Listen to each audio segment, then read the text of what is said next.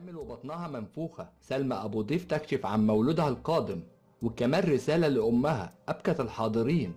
أعلنت الفنانة سلمى أبو ضيف حملها من زوجها إدريس عبد العزيز، وكمان كشفت عن نوع الجنين وبتكون بنت، وذلك خلال ظهورها على غلاف إحدى المجلات الأجنبية بالنسخة العربية.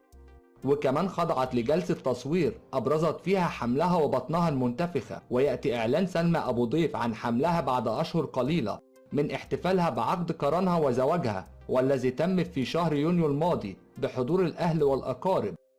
وبعد أن احتفلت سلمى وزوجها بهذه المناسبة مع الأصدقاء ونجوم الفن، أعلنت الفنانة سلمى أبو ضيف خطبتها من إدريس عبد العزيز في مايو الماضي، وذلك خلال صورة نشرتها عبر حسابها على الانستجرام معلقة عليها بخاتم الزواج. كما شارك إدريس فيديو لها أثناء التقدم لطلب يد سلمى أبو ضيف وكمان موافقتها عليه. كما صورت الفنانة سلمى أبو ضيف مشاهدها ضمن أحداث الجزء الثاني، محاولة الانتهاء من دورها قبل ظهور ملامح الحمل على الفنانة الشابة سلمى أبو ضيف. إذا كنتم من محبين الفنانة سلمى أبو ضيف، اعملوا لايك للحلقة حتى نعلم كم عدد محبيها.